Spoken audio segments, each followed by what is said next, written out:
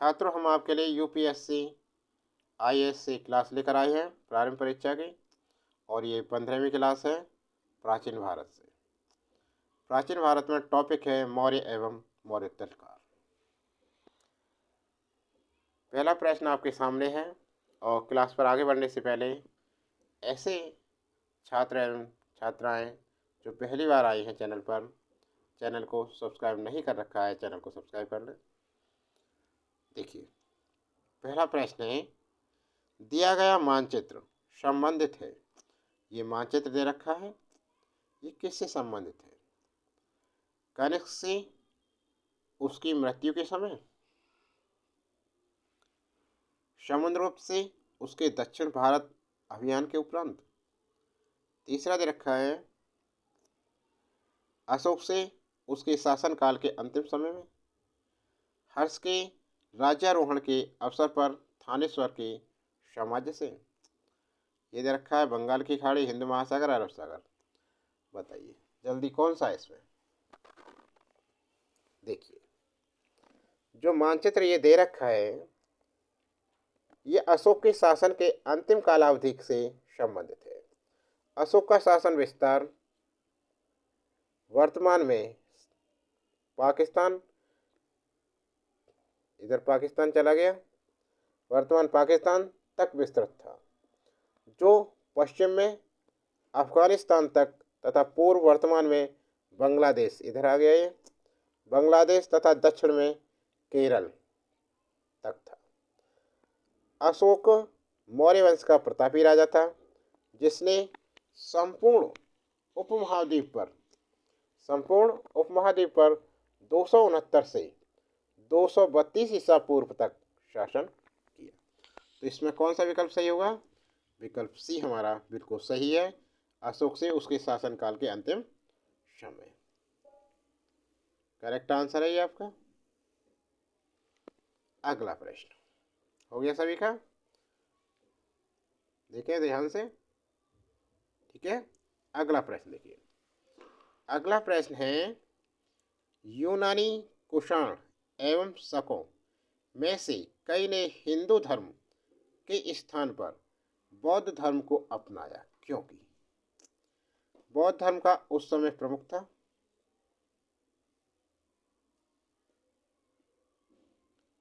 नहीं, ये नहीं था। नंबर बी, उन्होंने युद्ध और हिंसा की नीति का परित्याग कर दिया था। उन्होंने युद्ध और हिंसा की नीति का परित्याग कर दिया था, ये भी नहीं है। अगला, जाति प्रथा से अभिभूत हिंदू धर्म की ओर वे आकर्षित नहीं हुए। बिल्कुल करेक्ट आंसर है ये इसका, सी वाला।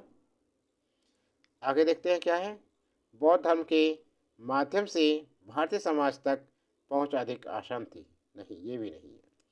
हमारा जो आंसर है कि यूनानी कुषाण एवं शकों में से कई ने हिंदू धर्म के स्थान पर बौद्ध धर्म को अपनाया, क्योंकि जाति प्रथा से अभिभूत हिंदू धर्म की ओर वे आकर्षित नहीं हुए।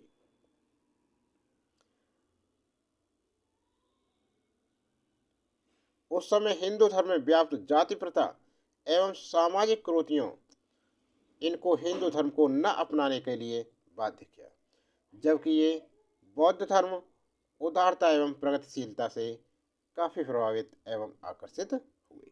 तो विकल्प हमारा सी करेक्ट आंसर हुआ इसका, ठीक है।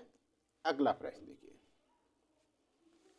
अगला प्रश्न है, अशोक के जो प्रमुख शिलालेख संगम राज्य के विषय में हमें बताते हैं उनमें सम्मिलित है पहला और 10वां शिलालेख, पहला और 11वां शिलालेख, दूसरा और 13वां शिलालेख, दूसरा और 14वां शिलालेख। अशोक के जो प्रमुख शिलालेख संगम राज्य के विषय में हमें बताते हैं उसमें दूसरा और 13वां शिलालेख सम्मिलित है। तो विकल्प सी हमारा बिल्कुल सही आंसर है इसका। अशोक के दूसरे एवं 13वें शिलालेख से हमें संगम राज्य, चोल, चेर, केरल, पुत्र, पांड्य एवं क्षत्रिय पुत्र की जानकारी प्राप्त होती है, जबकि अशोक के प्रथम शिलालेख में पशु बलि की निंदा, 10वें शिलालेख में धम्म नीति की श्रेष्ठता पर बल, 11वें शिलालेख में धम्म नीति की व्याख्या एवं 14वें शिलालेख में जनता को धार्मिक जीवन बिताने की प्रेरणा दी गई है। समझ में आ गया ना। अगला प्रश्न, भारत में निम्नलिखित में के आने का सही कालक्रम क्या है? सोने के सिक्के, आहत मुद्रा, चांदी के सिक्के, लोहे का हल, नगर संस्कृति। भारत में निम्नलिखित के आने का सही कालक्रम अनुसार है, सबसे पहले आया था नगर संस्कृति, उसके बाद है लोहे का हल, उसके बाद आहत मुद्रा, चांदी के सिक्के और फिर सोने के सिक्के। 4 3 2 1। नगर संस्कृति सिंधु घाटी सभ्यता एक नगरीय सांस्कृतिक सभ्यता थी, जिसका काल निर्धारण 2500 ईसा पूर्व से 1750 ईसा पूर्व माना गया है। लोहे की खोज उत्तर वैदिक युग में की गई थी, जिसका काल निर्धारण 1000 से 600 ईसा पूर्व है। इसी काल में लोहे के हल का प्रयोग किया गया था। आहत मुद्रा, चांदी के सिक्कों का प्रयोग 500 ईसा पूर्व में किया गया था। हिंद यूनानियों ने लगभग 190 ईसा पूर्व में भारत पर अधिकार किया तथा सोने के सिक्के जारी किए। तो कौन सा क्रमानुसार ये जो विकल्प डी है बिल्कुल सही आंसर है हमारा। समझ में आ गया। अगला प्रश्न देखिए, निम्नलिखित वक्तव्यों में कौन सा एक वक्तव्य अशोक के प्रस्तर स्तंभों के बारे में सही नहीं है? इन पर बढ़िया पॉलिश है, यह अखंड है, ये कह रहा है स्तंभ में कौन सा सही नहीं है? तो ये भी सही है, ये अखंड है, ये भी सही है। स्तंभों का सॉफ्ट शूंडाकार है, ये भी सही है। ये स्थापित संरचना के भाग है, ये सही नहीं है। तो यही हमारा आंसर हो जाएगा, ठीक है ना। विकल्प डी करेक्ट आंसर होगा इसका। अशोक प्रस्तर स्तंभों के बारे में कथन डी सही नहीं है, क्योंकि अशोक के प्रस्तर स्तंभ स्थापत्य संरचना के भाग नहीं है, बल्कि ये धर्म के प्रचार प्रसार के लिए निर्मित किए गए थे। इसलिए कथन ए, बी और सी सही है, क्योंकि ये स्तंभ अखंड एवं सॉफ्ट शूंडाकार हैं, इन पर बढ़िया पॉलिश है। समझ में आ गया सभी के। नेक्स्ट अगला प्रश्न देखें, प्राचीन भारत के निम्नलिखित ग्रंथों में से किसमें पति द्वारा परित्यक्त पत्नी के लिए विवाह विच्छेद की अनुमति दी गई है? कामसूत्र, मानव धर्मशास्त्र, सूत्र नीतिसार, अर्थशास्त्र। जल्दी से बताइए इसका आंसर।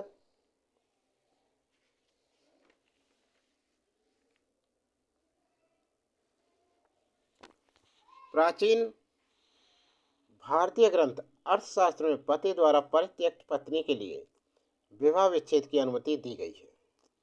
साथ ही किसी स्त्री के पति की मृत्यु होने एवं पति द्वारा संन्यास ग्रहण करने की परिस्थिति में पत्नी को पति के छोटे भाई अथवा पति के गोत्र में ही विवाह करने की अनुमति भी दी गई है। अर्थशास्त्र कौटिल्य द्वारा रचित राजनीति शास्त्र की एक पुस्तक है। अर्थशास्त्र किसने लिखा? कौटिल्य, चाणक्य, ठीक है ना। तो विकल्प डी इसका करेक्ट आंसर होना। अगला प्रश्न क्या है देखते हैं। 7वां देखिए, इस प्रश्न में दो वक्तव्य है, एक को कथन ए तथा दूसरे को कारण आर।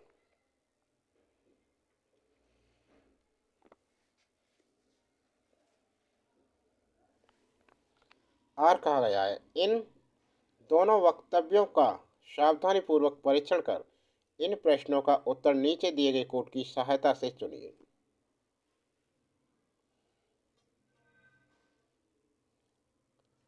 कथन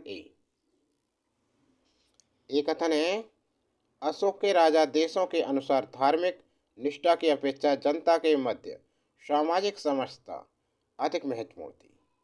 और इसका रीजन है कारण उसने धर्म संवर्धन के स्थान पर समदृष्टि के विचारों का प्रसार किया। देखिए, ए और बी दोनों सही है तथा आर ए की सही व्याख्या है। अशोक के राजा देशों के अनुसार धार्मिक निष्ठा की अपेक्षा जनता के मध्य सामाजिक समरसता अधिक महत्वपूर्ण थी। उसने धर्म संवर्धन के स्थान पर समदृष्टि के विचारों का प्रसार किया है। अशोक ने अपनी प्रजा के नैतिक उत्थान के लिए जिन नियमों की संहिता प्रस्तुत की है उसे अभिलेखों में धम्म कहा गया है। धम्म के गुणों में साधुता, मृदुता, पवित्रता, सत्यवादिता, दान, दया एवं कल्याण आदि का उल्लेख सामाजिक समरसता के बनाए रखने के लिए किया गया है। तो हमारा विकल्प, चलते विकल्प में ए है, इसमें दे रखा ए और आर दोनों सही है तथा आर ए की सही व्याख्या है। करेक्ट आंसर बनता है हमारा। ठीक है, अगले प्रश्न देखते हैं। अगला प्रश्न क्या है? अगला प्रश्न है ये वाला। सही दिखाई दे रहा है? निम्नलिखित युग्मों में से कौन से युग्म सही सुमेलित है? निम्नलिखित युग्मों में से कौन से युग्म सही सुमेलित है? तो कौन कौन से सही है देखिए। लोथल प्राचीन गोदी क्षेत्र बिल्कुल सही है। सारनाथ बुद्ध का प्रथम धर्मोपदेश, ये भी सही है। राजगीर अशोक का सिंह स्तंभ शीर्ष, ये सही नहीं है। नालंदा बौद्ध अधिगम्य का महान पीठ, ये भी ठीक है। देखिए, जो युग्म दे रखे हैं उसमें 1, 2 और 4 सही सुमेलित है। लोथल प्राचीन जहाज़ों की गोदी क्षेत्र है। यह स्थल पश्चिमी एशिया से व्यापार का प्रमुख बंदरगाह है। ज्ञान प्राप्ति के पश्चात भगवान बुद्ध ने अपना प्रथम उपदेश सारनाथ में दिया, जिसे धर्म चक्र प्रवर्तक के नाम से भी जाना जाता है। नालंदा बौद्ध अभिगमन का महान विश्वविद्यालय था। वर्तमान में यह बिहार में स्थित है। और जो तीसरा युग्म है कि राजगीर अशोक का सिंह स्तंभ शीर्ष, सही नहीं है तीसरे वाला, क्योंकि अशोक का स्तंभ शीर्ष सारनाथ में स्थित है। अशोक सिंह का स्तंभ कहाँ स्थित है? राजगीर में नहीं है। ये कहाँ पर है? सारनाथ में। सारनाथ। इसके शीर्ष भाग को सिंह चतुर्भुज कहा जाता है। इसमें 4 भारतीय सिंह पीठ से पीठ सटाए बैठे हैं। इसे भारत के राष्ट्र चिन्ह में स्वीकार किया गया है। अगला प्रश्न। हाँ, तो इसमें कौन सा विकल्प सही हो गया? 1 2 4, 1 2 4 विकल्प सी सही है इसका आंसर। ठीक है, अगला प्रश्न। अगला प्रश्न है, निम्नलिखित प्राचीन भारतीय अभिलेखों में से कौन से एक में खाद्यान्न को देश में संकट काल में उपयोग हेतु सुरक्षित रखने के बारे में प्राचीनतम शाही आदेश? निम्नलिखित प्राचीन भारतीय अभिलेखों में से कौन से एक में खाद्यान्न को देश में संकट काल में उपयोग हेतु सुरक्षित रखने के बारे में प्राचीनतम शाही आदेश शोहगौर ताम्रपत्र? सही है, यही पहला सही है। अशोक का रोमनदेह स्तंभ लेख नहीं, प्रयाग प्रस्ती नहीं, चंद्र का महारौली स्तंभ शिलालेख नहीं, सोहगौरा ताम्रपत्र। अशोक का महास्थान तथा सोहगौरा अभिलेख खाद्यान्न को देश में संकट काल में उपयोग हेतु सुरक्षित रखने के विषय में से संबंधित प्राचीनतम शाही आदेश है। इनमें अकाल के संकट के दौरान राज्य कोषागार से अन्न के वितरण की जानकारियां प्राप्त होती है। अकाल के संदर्भ की पुष्टि जैन साहित्य में भी होती है। तो विकल्प हमारा ए बिल्कुल सही आंसर है। अगला प्रश्न। ईसा पूर्व 2वीं शताब्दी के प्रारंभ में उत्तरी अफगानिस्तान में स्थापित भारतीय यूनानी राज्य था। Bactria, Scythia, Gedrosia, Aria. ईसा पूर्व दूसरी शताब्दी के प्रारंभ में उत्तरी अफगानिस्तान में स्थापित भारतीय यूनानी राज्य बैक्ट्रिया था। विकल्प ए सही है।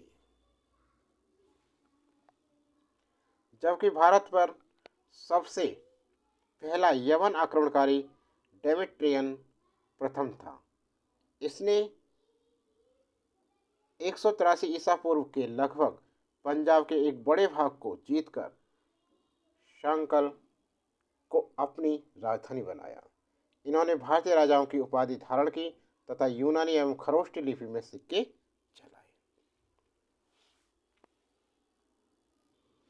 तो छात्रों, ये क्लास आपको कैसी लगी? क्लास अच्छी लगी तो लाइक कीजिए और ज़्यादा से ज़्यादा शेयर कीजिए। अभी तक चैनल को सब्सक्राइब नहीं किया, चैनल को सब्सक्राइब कीजिए और इसकी अन्य क्लास देखने के लिए चैनल की प्लेलिस्ट में जाएं। यूपीएससी सिविल सर्विस आईएएस की प्लेलिस्ट बनी हुई है, उस पर देखे जाकर। आज के लिए इतना ही। अगली वीडियो इसका अगला भाग जल्दी लेकर आने वाले हैं। बने रहिए चैनल पर।